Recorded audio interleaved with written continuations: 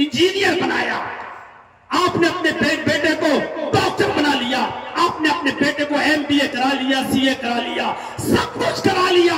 मुबारक हो आपको कि बहुत बड़ा आदमी बना दिया। लेकिन आपने अपने बेटे को अगर नमाजी ना बनाया, आपने अच्छी तरबियत नहीं दी, तो आप नाकाम है।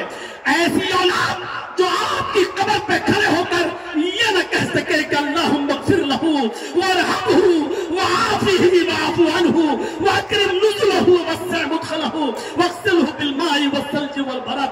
ऐसी औलाद जो आपकी कब्र पे खड़े होकर ये न कह सके कि रब्बना ग़फ़िर ली वलिवालिदैया वलिलमुमिनीना यौम यक़ूमुल हिसाब, तो आप बेकार हैं, नाकारा है, नाकाम है। आपका ये MBBS बेटा बिल्कुल नाकाम है और आप कामयाब न समझे अपने आप को, क्योंकि अब आप इस दुनिया से जाने वाले हैं। मैंने अपने बाप की मौत को जितनी करबत से देखा है, शायद किसी बेटे को इतने करीब से देखने का मौका मिला हो कि आखिरी वक्त है, मुझे पकड़े हुए हैं मेरे बाप। और मुझसे मैंने कहा कि मैं थोड़ा सा भी चाहता हूं, घर तक होके आता हूं, हाथ नहीं छोड़ रहे हैं। मैंने कहा आवाज बंद, कोई चीज उनकी जबान से नहीं निकल रही। मैंने कहा अब्बू आज जुमा है, जरा नहाने जा रहा हूं, जुमा पढ़ाना है। हाथ छोड़ दिया है। मैंने वो करीब से देखा है रूह को निकलते हुए। मेरे प्यारे साथियों, मेरे भाइयों, वो बाप कितना खुशनसीब है कि जो ऐसी औलाद को छोड़ के जाए जो उसके लिए दुआ करे, क्योंकि अल्लाह के नबी ने यही तो फरमाया था कि इंतकाल के बाद आपको देखकर कहा ये तो मेरे बेटे की कमीज है। सब कुछ याद आ गया, ये नहीं पूछा आए कासिद मेरा बेटा किस हाल में है, मेरा बेटा कहाँ है। हजरत याकूब ने जो बात कही, तफसीर इब्न कसीर और तफसीर मालिम तंजील में ये वाकया देखा जा सकता है। हजरत यूसुफ अलैहिस्सलाम के कमीज को देखकर सारा वाकया याद आ गया। और इतनी लंबी मुद्दत के बाद, जुदाई के बाद, एक उम्मीद की किरण हुई कि मेरा बेटा जिंदा है। तो जो कुर्ता लेकर आया था कमीज, उससे कहने लगे कैफ़ तरक्तहू, तुमने यूसुफ को कैसे छोड़ा है, तुमने यूसुफ को कैसे छोड़ा है। कासिद ने जवाब दिया तरक्तहू मलिक मिस्र, मैंने उनको मिस्र के बादशाह की हालत में छोड़ा है, वो मिस्र के बादशाह बना दिए गए हैं। याकूब अलैहिस्सलाम को खुशी नहीं हुई। याकूब अलैहिस्सलाम ने कासिद से कहा अरे मैं ये नहीं पूछ रहा हूं कि वो कितना अमीर हो गया है, कितना दौलतमंद हो गया है। ला अस्अलुकुम अन हाज़ा, मेरा मतलब ये नहीं है कि वो मिस्र का बादशाह बन गया या कितना अमीर हो गया और कितना दौलतमंद हो गया, नहीं। वलाकिन अस्अलुकुम अन अय्य दीन तरक्तहू, मैं तुमसे ये पूछना चाहता हूं कि तुमने उसको किस दीन पर छोड़ा है, उसका दीन क्या है, उसका मजहब क्या है, वो एक अल्लाह की इबादत करता है या नहीं करता है, नमाज का पाबंद है या नहीं है। इतने दिनों के बाद मिस्र की बादशाहत का ऐलान सुनने के बाद भी यूसुफ अलैहिस्सलाम की खुशी हजरत याकूब को नहीं हुई कि वो बादशाह बन गया, बल्कि सवाल ये था कि मैं ये पूछना चाहता हूं क्या ये दीन तरक्ता हूं, तुमने उसको किस दीन पर छोड़ा है। और जब जवाब अच्छा मिला कि अल्हम्दुलिल्लाह वो 5 वक्त की नमाज, वो नमाज भी पढ़ते हैं, वो रोजा भी रखते हैं, वो ख्वाब की ताबीर भी बताते हैं और वो अल्लाह के दीन को कायम भी करते हैं। जब ये सारी चीजें बताई गई तब उनको खुशी हुई। ये एक बाप की जिम्मेदारी है कि एक बाप ये देखे कि तुम्हारा बेटा इंजीनियर है, सिविल इंजीनियर है, MBBS है, डॉक्टर है, सब कुछ है, तुम्हारा बेटा नमाजी है, तुम्हारा बेटा दीनदार है या नहीं। हजरत इब्राहिम अलैहिस्सलाम ने जब अपनी औलाद को, इस्माइल को और हाजरा को जब वो गया वादी में छोड़ा और जब चले गए दूर, तो यही कहा रब्बी इन्नी अस्कनतु मिन ज़ुर्रियती बिवादिन गैरि ज़ी ज़रा रब्बना लियुक़ीमुस्सलाह। ऐ अल्लाह, मैंने अपनी बीवी बच्चों को, अपने अपनी आल औलाद को, ऐ अल्लाह मैंने एक गैर ज़ी ज़रा, एक बियाबान वादी के पास छोड़ा है। रब्बना लियुक़ीमुस्सलाह, ऐ अल्लाह मैंने वहां इसलिए छोड़ा ताकि वो नमाज कायम करे, ताकि वो नमाज के पाबंद हो जाए। एक बाप की जिम्मेदारी यह है। आपने अपने बेटे को इंजीनियर बनाया, आपने अपने बेटे को डॉक्टर बना लिया, आपने अपने बेटे को MBA करा लिया, CA करा लिया, सब कुछ करा लिया। मुबारक हो आपको कि बहुत बड़ा आदमी बना दिया, लेकिन आपने अपने बेटे को अगर नमाजी ना बनाया, आपने अच्छी तरबियत नहीं दी तो आप नाकाम है।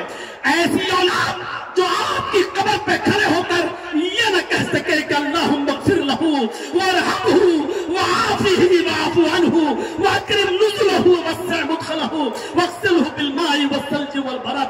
ऐसी औलाद जो आपकी कब्र पे खड़े होकर ये न कह सके कि रब्बना ग़फ़िर ली वलिवालिदैया वलिलमुमिनीना यौम यक़ूमुल हिसाब, तो आप बेकार हैं, नाकारा है, नाकाम है। आपका ये MBBS बेटा बिल्कुल नाकाम है और आप कामयाब न समझे अपने आप को, क्योंकि अब आप इस दुनिया से जाने वाले हैं। मैंने अपने बाप की मौत को जितनी करीब से देखा है, शायद किसी बेटे को इतने करीब से देखने का मौका मिला हो कि आखिरी वक्त है, मुझे पकड़े हुए हैं मेरे बाप और मुझसे मैंने कहा कि मैं थोड़ा सा भी जाता हूं, घर तक होके आता हूं, हाथ नहीं छोड़ रहे हैं। मैंने कहा आवाज बंद, कोई चीज उनकी जबान से नहीं निकल रही। मैंने कहा अब्बू आज जुमा है, जरा नहाने जा रहा हूं, जुमा पढ़ाना है। हाथ छोड़ दिया है। मैंने वो करीब से देखा है रूह को निकलते हुए। मेरे प्यारे साथियों, मेरे भाइयों, वो बाप कितना खुशनसीब है कि जो ऐसी औलाद को छोड़ के जाए जो उसके लिए दुआ करे, क्योंकि अल्लाह के नबी ने यही तो फरमाया था कि इंतकाल के बाद अमल का सिलसिला मुनक़ता, इज़ा मातल इंसान फनक़ता अन्हु अमलुहु, सारे अमल का सिलसिला मुनक़ता इल्ला बिसलास, सिर्फ 3 चीजें, इल्ला बिसदक़तिन जारिया, सदका जारिया, और उन 3 चीजों में एक नेक औलाद जो अपने बाप के लिए दुआ करे। यहाँ खड़े हैं जितने लोग बैठे हैं, क्या उनको ये दुआएं याद हैं? क्या वो अपने बाप के लिए ये दुआ कर सकते हैं? अल्लाहुम्मा ग़फ़िर लिवालिदी वरहमहू वआफ़िही वअफ़ु अन्हु वअकरिम नुज़ुलहू। क्या वो ये दुआ कर सकते हैं कि अल्लाहुम्मा इन्ना हाज़ा अबी फ़ी ज़िम्मतिक व हब्ल मिन जवारिक? क्या ये दुआएं उनको याद हैं? फ़क़ही मिन फ़ितनतिल क़ब्रि व अज़ाबिन नार, अल्लाह इनको कब्र के फितने से बचा, इनको अज़ाब कब्र से महफूज फरमा। मेरे भाइयों, ये दुआ तो आप अपनी जबान में कहते हो कि अल्लाह मेरे बाप को बख्श दे, अल्लाह मेरे बाप की मग़फ़िरत फरमा। अरे वो दुआएं याद करो जो जनाब मोहम्मद रसूलुल्लाह खुद सिखा कर गए हैं और खुद दुआएं मांगा करते थे। उन दुआओं को याद करो। एक बाप बहुत कामयाब है कि उसने अपने बेटे को इंजीनियर बना लिया, बहुत कामयाब है कि उसने अपने बेटे को सब कुछ बना लिया, लेकिन कितना नाकाम है कि वो अपने बेटे को ये दुआएं याद नहीं करा सका और दीन की तालीम और तरबियत नहीं दे सका। मेरे भाइयों, बाप कितना नाकाम इंसान है जो इस दुनिया से इस हाल में जाता है। हुकूक अदा करो, वबिज़िल कुर्बा, फौरन कहा, वालिदैन के बाद वबिज़िल कुर्बा, क़राबतदारों का ख्याल रखो, उनके साथ भी हुस्न सलूक करो। इमाम बुखारी ने अल-अदबुल मुफ़रद में एक और वाक़या नकल किया है। अबू हुरैरा जब ताइफ गए तो लोगों ने उनसे कहा कि बहुत दिनों के बाद आप आए हैं, कोई हदीस सुनाइए जो अल्लाह के रसूल से सुनी हो। अबू हुरैरा ने फरमाया आज मैं थका हुआ हूं, कल बताऊंगा इंशाअल्लाह। दूसरे दिन महफिल जमा, जैसे आपके यहाँ कोई बड़ा आलिम आ जाए तो आप पहले से जुमे में भर देते हैं मस्जिद, ऐसे ही अबू हुरैरा आए हैं, पूरा ताइफ के लोगों ने मस्जिद भर दी। अबू हुरैरा फरमाते हैं कि आप लोग अल्लाह के रसूल की कोई हदीस सुनना चाहते हो? फरमाया हाँ। फरमाया मेरी एक शर्त है, ये शर्त अगर मौलाना जर्जीस लगाते तो कितने लोग बचेंगे यहाँ पर? शर्त है। पूछा लोगों ने क्या शर्त है? फरमाया कि मैं दर्स दूंगा, मैं नबी की हदीस सुनाऊंगा, लेकिन मेरी शर्त यह है कि अगर इस महफिल में, इस मस्जिद के अंदर अगर एक भी आदमी ऐसा बैठा हुआ हो जो अपनी खाला, जो अपने किसी रिश्तेदार से नाराज हो, जो अपने किसी रिश्तेदार से नाराज हो, वो इस मस्जिद से चला जाए। बस पूरी मस्जिद में एक आदमी उठा, नौजवान मस्जिद के बाहर निकल के कहता, अबू हुरैरा अभी दर्स मत देना, मेरी खाला मुझसे नाराज है, मैं जा रहा हूं, अभी माफी मांग कर आता हूं, जब तक मैं ना जाऊं दर्स नहीं देना, ये दर्स मुझसे छूट जाएगा। का जाओ, मैं इंतजार कर रहा हूं। वो शख्स गया अपनी खाला के पास, माफी मांग कर आया, खाला ने भी माफ कर दिया, लेकिन खाला ने कहा भांजे अबू हुरैरा से मेरी तरफ से इतना पूछ लेना, एक आदमी की नाराजगी की वजह से पूरी मस्जिद वालों को दर्स क्यों नहीं दिया, उनको खिताब क्यों नहीं किया? वो शख्स आया, अबू हुरैरा मैं अपनी खाला से नाराज था, मेरी खाला नाराज थी, माफी तलाफी हो गई, माफ कर दिया, अब कोई नहीं है, दर्स दीजिए। अबू हुरैरा कहते बैठो अब मैं दर्स देता हूं। लोगों मैंने अल्लाह के नबी से सुना है। नौजवान बोला अबू हुरैरा मेरी खाला ने एक मसला पूछा है, एक शख्स की वजह से, एक आदमी की नाराजगी की वजह से पूरी महफिल वालों को आपने दर्स क्यों नहीं दिया, क्यों आपने खिताब नहीं किया? तो अबू हुरैरा फरमाते हैं यही मेरा दर्स होगा आज। मैंने अल्लाह के रसूल सल्लल्लाहु अलैहि वसल्लम से सुना है जिस मजलिस में, जिस महफिल में एक भी आदमी रिश्तेदारी को तोड़ने वाला काते रहम एक भी होता है, एक भी शख्स अगर किसी अपने रिश्तेदार से नाराज रहता है तो अल्लाह पूरी मजलिस, पूरी महफिल पर सकीनत और गशियत और रहमत नाजिल नहीं फरमाता। उससे कहने लगे कई फतरकतहू, तुमने यूसुफ को कैसे छोड़ा है, तुमने यूसुफ को कैसा छोड़ा है? कासिद ने जवाब दिया तरक्तुहू मलिक मिस्र, मैंने उनको मिस्र के बादशाह की हालत में छोड़ा है, वो मिस्र के बादशाह बना दिए गए हैं। याकूब अलैहिस्सलाम को खुशी नहीं हुई। याकूब अलैहिस्सलाम ने कासिद से कहा अरे मैं ये नहीं पूछ रहा हूं कि वो कितना अमीर हो गया है, कितना दौलतमंद हो गया है। ला अस्अलुकुम अन हाज़ा, मेरा मतलब ये नहीं है कि वो मिस्र का बादशाह बन गया या कितना अमीर हो गया और कितना दौलतमंद हो गया, नहीं। वलाकिन अस्अलुकुम अन अय्य दीन तरक्तहू, मैं तुमसे ये पूछना चाहता हूं कि तुमने उसको किस दीन पर छोड़ा है, उसका दीन क्या है, उसका मजहब क्या है, वो एक अल्लाह की इबादत करता है या नहीं करता है, नमाज का पाबंद है या नहीं है। इतने दिनों के बाद मिस्र की बादशाहत का ऐलान सुनने के बाद भी यूसुफ अलैहिस्सलाम की खुशी हजरत याकूब को नहीं हुई कि वो बादशाह बन गया, बल्कि सवाल ये था कि मैं ये पूछना चाहता हूं क्या ये दीन तरक्ता हूं, तुमने उसको किस दीन पर छोड़ा है? और जब जवाब अच्छा मिला कि अल्हम्दुलिल्लाह वो 5 वक्त की नमाज, वो नमाज भी पढ़ते हैं, वो रोजा भी रखते हैं, वो ख्वाब की ताबीर भी बताते हैं और वो अल्लाह के दीन को कायम भी करते हैं। जब ये सारी चीजें बताई गई तब उनको खुशी हुई। ये एक बाप की जिम्मेदारी है कि एक बाप ये देखे कि तुम्हारा बेटा इंजीनियर है, सिविल इंजीनियर है, MBBS है, डॉक्टर है, सब कुछ है, तुम्हारा बेटा नमाजी है, तुम्हारा बेटा दीनदार है या नहीं? हजरत इब्राहिम अलैहिस्सलाम ने जब अपनी औलाद को, इस्माइल को और हाजिरा को जब बेअबू गयाबादी में छोड़ा और जब चले गए दूर तो यही कहा रब्बी इन्नी अस्कनतु मिन ज़ुर्रियती बिवादिन गैरि ज़ी ज़रा रब्बना लियुकीमुस्सलाह। ऐ अल्लाह मैंने अपनी बीवी बच्चों को, अपने अपनी आल औलाद को, ऐ अल्लाह मैंने एक गैर ज़ी ज़रा, एक बियाबान वादी के पास छोड़ा है। रब्बना लियुकीमुस्सलाह, ऐ अल्लाह मैंने वहां इसलिए छोड़ा ताकि वो नमाज कायम करे, ताकि वो नमाज के पाबंद हो जाए। एक बाप की जिम्मेदारी यह है।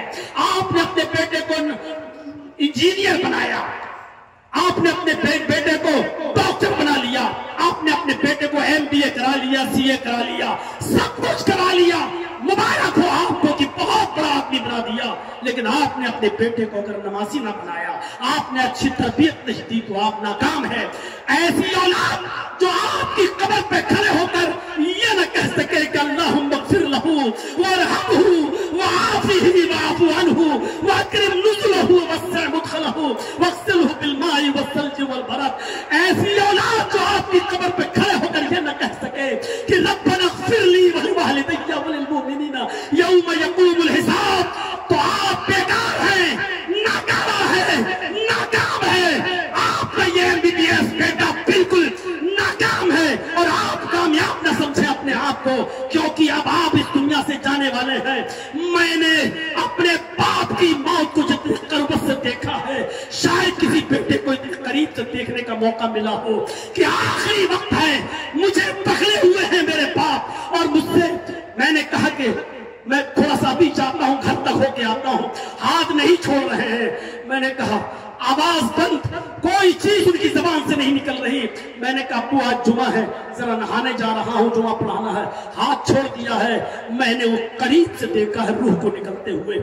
मेरे प्यारे साथियों, मेरे भाइयों, वो बाप कितना खुशनसीब है कि जो ऐसी औलाद को छोड़ के जाए जो उसके लिए दुआ करे, क्योंकि अल्लाह के नबी ने यही तो फरमाया था कि अमल का सिलसिला मुनक़ता, इज़ा मातल इंसान फनक़ता अन्हु अमलुहु, सारे अमल का सिलसिला मुनक़ता इल्ला बिसलास, सिर्फ 3 चीजें, इल्ला बिसदक़तिन जारिया, सदका जारिया, और उन 3 चीजों में एक नेक औलाद जो अपने बाप के लिए दुआ करे।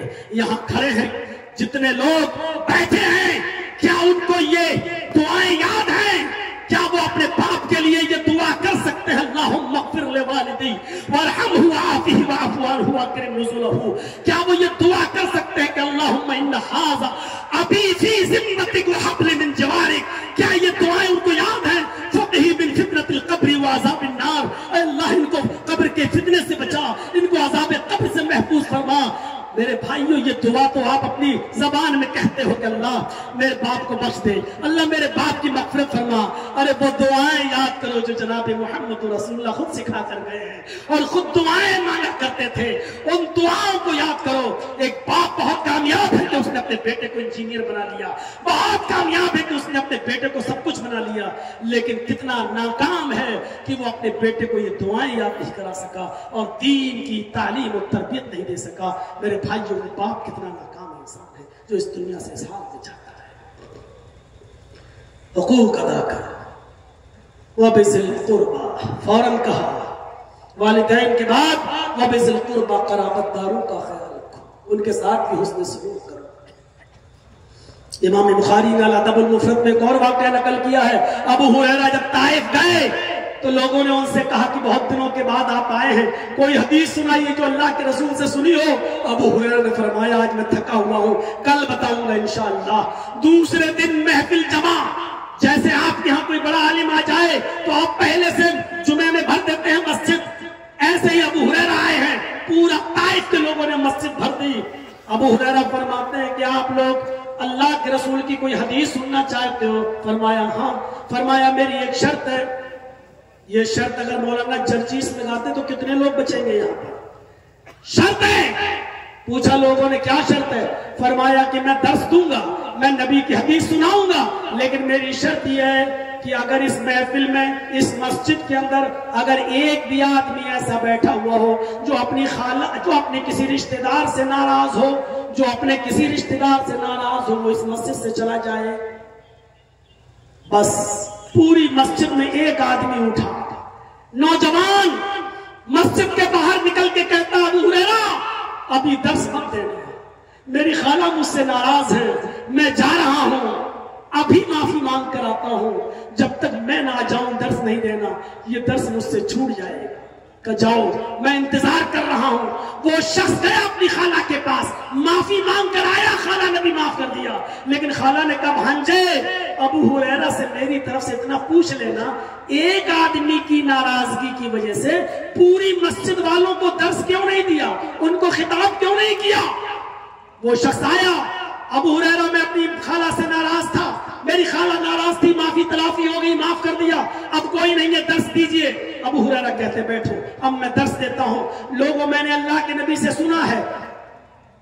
नौजवान बोला, अबू हुरैरा मेरी खाला ने एक मसला पूछा है, एक शख्स की वजह से, एक आदमी की नाराजगी की वजह से पूरी महफिल वालों को आपने दर्स क्यों नहीं दिया, क्यों आपने खिताब नहीं किया?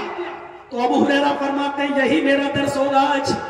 मैंने अल्लाह के रसूल सल्लल्लाहु अलैहि वसल्लम से सुना है, जिस मजलिस में, जिस महफिल में एक भी आदमी रिश्तेदारी को तोड़ने वाला, काते रहम एक भी होता है, एक भी शख्स अगर किसी अपने रिश्तेदार से नाराज रहता है, तो अल्लाह पूरी मजलिस, पूरी महफिल पर सकीनत और गशियत और रहमत नाजिल नहीं फरमाता है।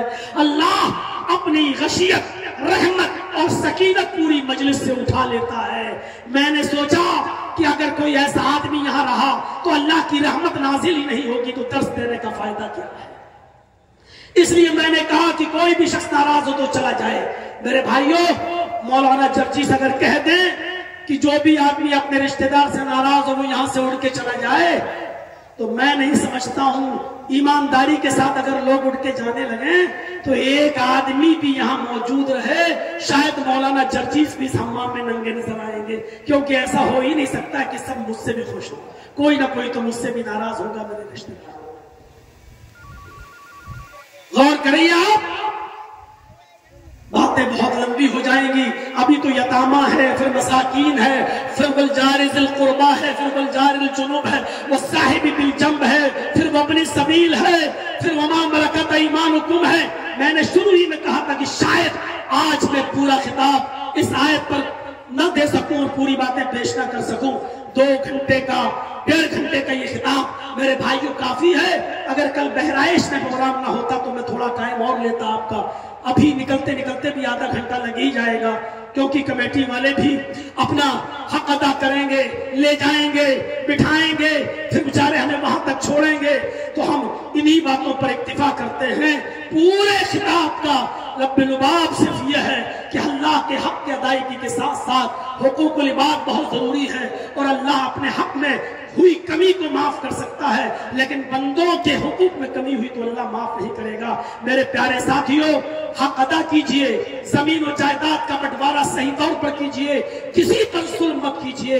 अल्लाह से दुआ है कि बार अल्लाह हमारी खताओं को माफ फरमा दे, हमारे गुनाहों को बख्श दे, हम जमीन मुसलमानों पर रहम फरमा। ऐ अल्लाह, हमें बंदों के हुकूक अदा करने की तौफीक अता फरमा, रिश्तेदारों के हुकूक अदा करने की तौफीक अता फरमा, हुकूक ज़ौजैन अदा करने की तौफीक अता फरमा, हुकूकुल वालिदैन वल औलाद अदा करने की तौफीक अता फरमा, और जितने भी बंदों की किस्में हैं हमें एक दूसरे के हक को समझने की तौफीक अता फरमा। इलाहुल आलमीन, जब तक तू हमें जिंदा रख, इस्लाम पे जिंदा रखना, और जब हमारा खात्मा हो तो ईमान पर हमारा खात्मा फरमाना। वमा अलैना इल्लल बलागुल मुबीन व आखिरु दावाना अनिल हम्दुलिल्लाहि रब्बिल आलमीन।